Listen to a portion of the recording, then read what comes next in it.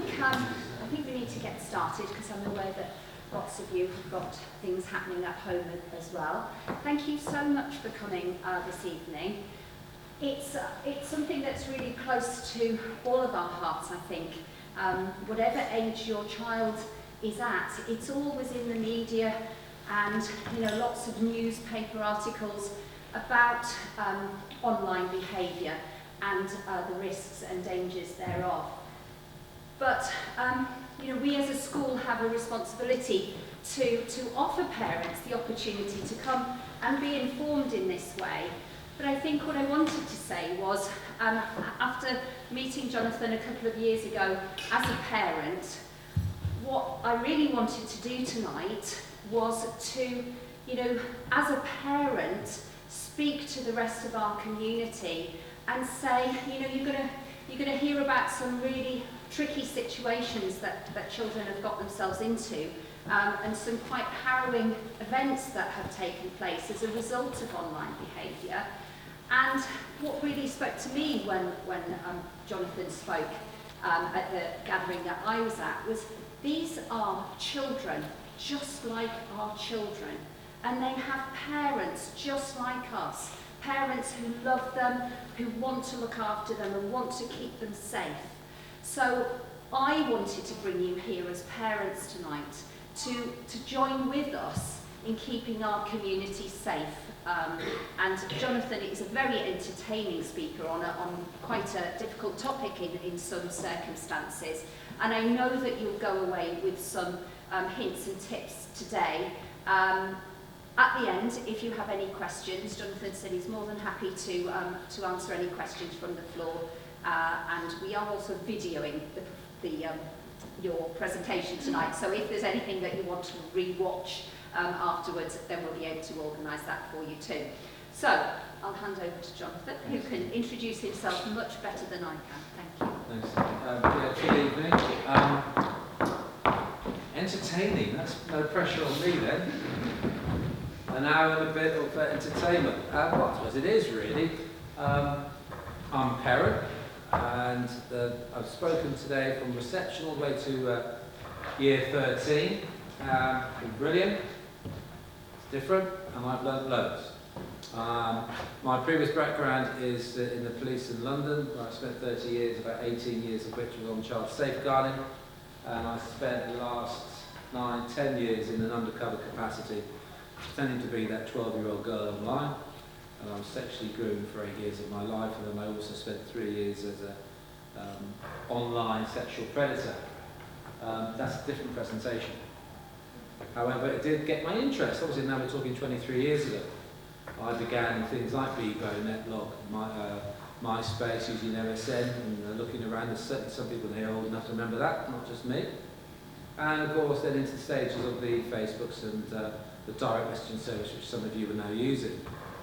I decided then, about 12, 13 years ago, to take it a bit further and do some research, which is why I went and did my Masters, and I'm now a member of the Academy of Law in Germany, and I've spent my time speaking with academia, the judicial system around Europe. I don't know how Brexit's going to affect that, but there we go, we'll find out in a couple of years.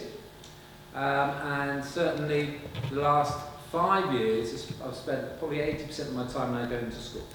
I've been doing this probably for about 9 years, but there's been a huge upsurge in not just interest, but you'll see why there's the legal aspect. But the best 3 informants for me over those years have been my daughters. I've got 3 daughters, one who's nearly 20, one who's nearly 18, and one who is 14, nearly 15. She's in year 9, and I live about 2 miles away. So this has been brilliant to have a day at school, which literally is the closest school I could probably get to. We've absolutely wonderful. And I've known Tammy obviously since a couple of years ago. So I spend my time now going around schools, UK and international, British international schools, because of what's now required. And you'll see here, there's many things here, but I deliberately don't put up things like e-safety, but virtually you don't see the word internet up there, even though I'll always get introduced as internet safety. And that tends to be the switch off, because people think, what's the internet? What's the internet? I use it. And then, as I was saying today to all the wonderful students, especially the ones below, say, year 9 perhaps, that the online world, the internet, is a huge area of which 95% of their time is social media, which is why my writings and all the articles that I write will be around social media and its usage. Social media is huge, and I've got them to define it. The presentation you see isn't the one they saw. There'll be bits that they saw.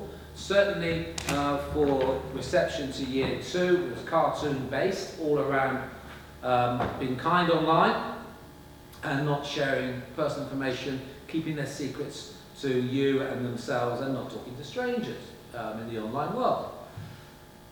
If you really want to know, out of year 2, at least 80% have got mobile phones, and all of them have got access to iPads, as have a lot of year 1 in reception. Their gamers, year 3 and 4, very similar. Many year 3 and 4 are playing Grand Theft Auto. You know, would that be my choice? No. But there will be users and parents who think it's okay. That doesn't make it wrong. That's what you can do. But what you've got to look at is some parents will think that is appropriate, and you may not. But that's part of, you know, legally, what does PEGI, which is the Pan-European Gaming Instruction, say was 18? But all throughout today, whether they're 18 or not, hands are going up for gamers who are playing Grand Theft Auto, Black Ops, Call of Duty, you name it. But then it goes into the apps as well, and all the apps that they play. And then we did all the classic, the Facebooks, the Instagrams, the Snapchats, etc. So what you'll hear from me has just been reinforced today by what I hear from the students. That is no different to a school up the road or a school in another country. And I get it from them, and I get them to tell me. I don't just say, this is what this does. They tell me, they've heard it, and I will explain that as I go. Everything you see, I leave as a PDF at the school, and they can put it on their portal, whatever, and you can decide and take out from it what you will. I will send a thing called the questionnaire to the school, which you can use at home. The students have seen it today, especially year 6 and year 5 and above, which you'll see. So you can have copies, you can have what you like. I've only got about an hour, and in that hour I want to try and get across a 4-hour training presentation to you. Well, I will talk quickly. Is that me? And, but don't worry, I won't leave anything out, which is why I speak quickly. Any questions throughout? Any acronyms that I use? Please say, oh, John, I've got no idea what you're talking about. Sometimes I get to know when or where there are things that you won't understand in the sense of organisations or sites. I will explain that. One other piece of documentation I will share with the school is a list of all the current apps and sites that are in popularity and also usage. The ages, what the concerns are. I said that you can have that. And so you can sit down if you want, or if you hear of one, look it up. But you've got at home, you can always do that yourself on something like Google. If you're a parent, you'll probably know that keeping up with your kids online can make you feel a little bit old-fashioned. It can feel like a struggle as a parent to keep up to date and stay in control of what your children have access to. But don't worry, help is at hand. The best way to modernise your online life is to get involved. That's it, we can go home now. Good old Louise Minchin. I do work with the BBC, they put a lot of videos together. As Louise says there, get involved. I've got no doubt there's one or two sitting there going, come on then, tell us about the best filters. Tell us about the software to keep my child safe. Well, I'm afraid I'm not that person. If you want to have filters, go and spend money and you can get it. But you can put them on. You can restrict your modem easily. BT, Sky, TalkTalk, whoever it is, you can go into your modem and restrict access. But all you're doing is you're making them, they've got 3G, 4G perhaps, so what are you going to do there? I don't disagree with software you can buy to actually look at a keyword or block certain access. But it just actually doesn't actually educate anybody. You, as a parent, to know what your child's doing, or the child to build up resilience, because they may gain access. I'm not saying that you should never use them, but like Louise Minchin says, one of the biggest things at the moment is get involved in dialogue. How many of you are Grand Theft Auto users? How many of you have got children who use Grand Theft Auto but you don't? That type of thing. Or how many of you use Snapchat? Thank you, one. How many of your daughters or sons use Snapchat? Yeah, why aren't you using it? I could go through list and list and list. You know, as I said to them today, you know, I've got 3 daughters. Do you think I take selfies? What do you reckon?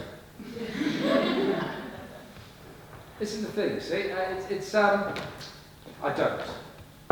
Because, you know, if you ever want to embarrass a child, just say hashtag YOLO, you know that. They won't talk to you for a week. Well, I take pictures. You know, I've got a nice I've got a phone. It's a camera, I've got all that, I use it, but not like them. My daughters, they all use social media, but use it differently.